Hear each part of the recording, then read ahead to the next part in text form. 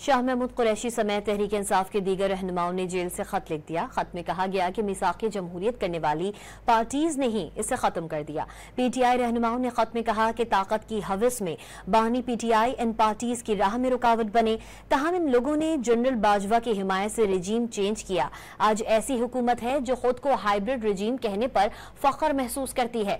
कहा कि काश आज बेनजीर भुट्टो जिंदा होती और देखती कि बिलावल आईने पाकिस्तान के साथ क्या कर रहे हैं। दोनों जमातें 26वीं आईनी तरमीम के जरिए अदलिया की आज़ादी को कमजोर करने और पहका ऑर्डिनेंस के जरिए मीडिया की आज़ादी खत्म करने की जिम्मेदार हैं। शाह महमूद कुरैशी समेत तहरीक इंसाफ के दीगर रहनुमाओं ने जेल से खत लिख दिया। खत में कहा गया कि मिसाक़ जमहूरियत करने वाली पार्टीज ने ही इसे खत्म कर दिया। पीटीआई रहनुमाओं ने खत में कहा कि ताकत की हवस में बानी पीटीआई इन पार्टीज की राह में रुकावट बने, तहम इन लोगों ने जनरल बाजवा की हिमायत से रजीम चेंज किया। आज ऐसी हुकूमत है जो खुद को हाइब्रिड रजीम कहने पर फख्र महसूस करती है।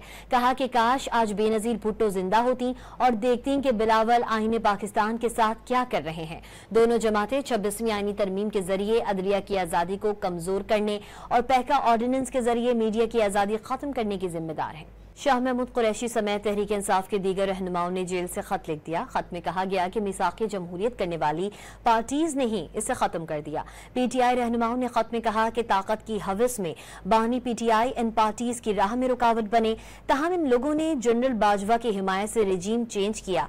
आज ऐसी हुकूमत है जो खुद को हाइब्रिड रजीम कहने पर फख्र महसूस करती है। कहा कि काश आज बेनजीर भुट्टो जिंदा होती और देखती कि बिलावल आईने पाकिस्तान के साथ क्या कर रहे हैं। दोनों जमातें 26वीं आईनी तरमीम के जरिए अदलिया की आज़ादी को कमजोर करने और पहका ऑर्डिनेंस के जरिए मीडिया की आज़ादी खत्म करने की जिम्मेदार हैं।